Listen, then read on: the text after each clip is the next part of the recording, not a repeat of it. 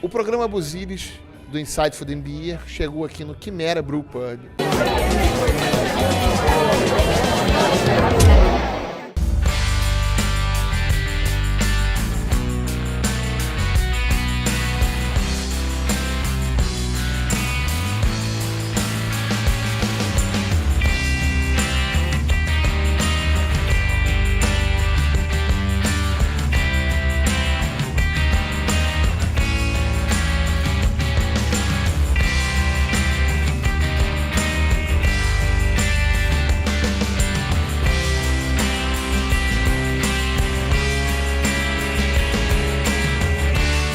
Baita lugar aqui em Lisboa, lugar muito maneiro, tem uma bela história que a gente vai mostrar para vocês daqui a pouco. E eu vou conversar com o Adam, the brew guy, one of the owners, one of the partners of this place. Adam, first of all, thank you for your time and attention.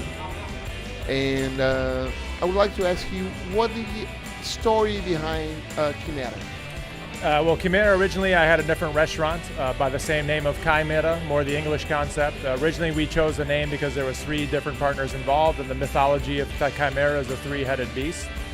But we quickly kind of learned with this kind of concept that 3 heads and 1 body didn't work so well. Partnerships dissolved. I came here and opened up my own space now called Quimera, which is the Portuguese interpretation of the word and the mythology. Portuguese also has kind of a secondary definition of the word quimera, which is like an impossible dream that you're trying to pursue. And so we really like the name still. We wanted to stick with it because we really thought it was beautiful. So we stuck with the name Quimera and kind of kept going with it. And we think it really matches this tunnel and this beautiful old kind of historical space as well. So we really still wanted to stick with that kind of name and concept. You have a wonderful place. I know they have a lot of story and history here. But let's talk about beer.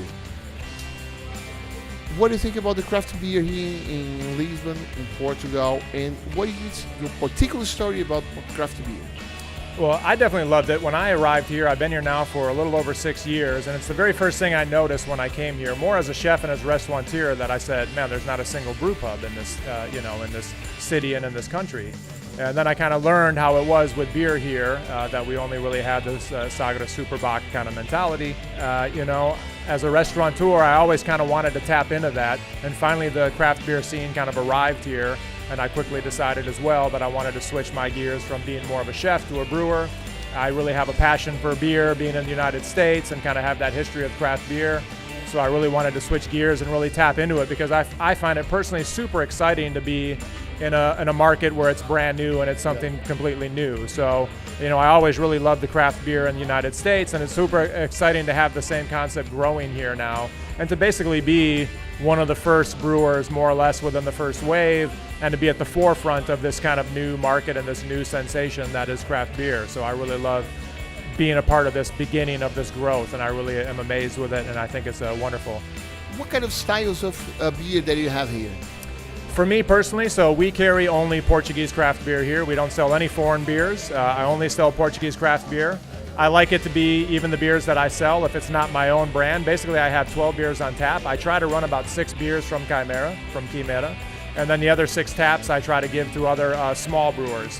Already here in the market locally, we have a lot of people producing already at 2,000 to 4,000 liter capacities, but we have plenty of smaller factories still producing at 500.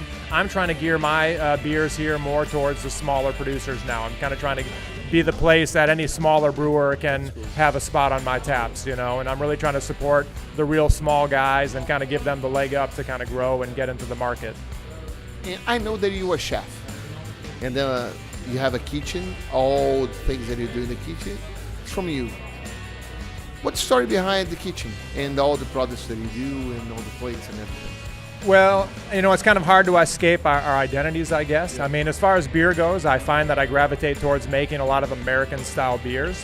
Mainly it's because of my own personal taste profile that I really like a nice, just good APA. So, I like a real dry, I don't really like a very yeast-driven beer. I like a real nice dry beer. So I like the APAs, the IPAs, a nice dry stout. So I find that I tend to produce beer-wise a lot of American styles. And then food-wise, it just was more happenstance than by design that I kind of tapped into the concept of doing New York deli style cuisine. I have pastrami sandwiches with house-cured beef, Reuben sandwiches, Chicago-style hot dogs, New York-style hot dogs. And it really wasn't by design, but we kind of just went with it. Being an American, like I said, it's kind of hard to escape your identity. You stick with what you know. I really wanted the food to complement the beer well and be something you'd really enjoy having with a good beer. And so I just kind of developed the menu from there. Oh, that's so cool. And I know about the history of Quimera. Can you tell us about a little bit about the history here? The tunnel specifically is a tunnel system that goes back to Palácio de Necessidades, the Palace of Necessities, which was a secondary royal palace of the Portuguese royalty. This basically was a tunnel that dates back 300 years old. It was a maintenance tunnel, more or less. That we hear a lot of rumors, we hear a lot of stories. We still haven't really been able to identify what is really, really true and what's not. We know more or less this was like a maintenance tunnel that accessed the horse stables because all the horse stables are directly behind us. There is a story as well, though, that says that the last royalty, I believe it was King João, I can't remember his full name, but that he fled. It was the last of the monarchy, of the Portuguese monarchy. And when they were having the uprising and kind of revolting against that monarchy, that he did flee through this tunnel and escaped with his life through this tunnel. So we're not 100% sure it's the truth, but we're pretty sure it is.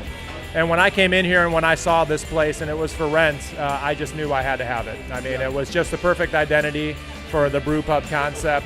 We love this space upstairs and even also more so downstairs that had the perfect little layout and facility for me to do a small beer production here in-house. So I just fell in love with everything about the tunnel. And even though it's a 300-year-old tunnel and it comes with its own problems, being such an old building, we just love it and it has such an identity of its own. And I just had to be here for sure. This place has history, and you guys are making history here also. Your craft beer, your menu, your kitchen, and the whole scene that you guys are doing here. I know that you have some music sometimes, live music, it's true. Yep, we do live music, usually almost a concert every weekend, at least Friday or Saturday. We always keep our instruments here available to the public. We like it when people are spontaneously playing. We have our lovely piano here. People all the time will just sit down and start playing, and we love that. My wife and I both play music, so even sometimes we'll all spontaneously kind of come out and just kind of start playing music and playing songs if we have time. If somebody comes out and grabs a guitar and starts playing, we're like, hey, let's just go jump in and start kind of a jam session. So Friday and Saturdays we do concerts. Sundays we try to promote an open mic, kind of open free jam session where anyone can just come and start playing. Usually my wife and I are also out here trying to play as well. We kind of have our own house band, which is a revolving different amount of other people that play with us, but we all just played a really nice, fun little concert on Halloween, and that was super cool. And we like to do everything here at the Brewpub.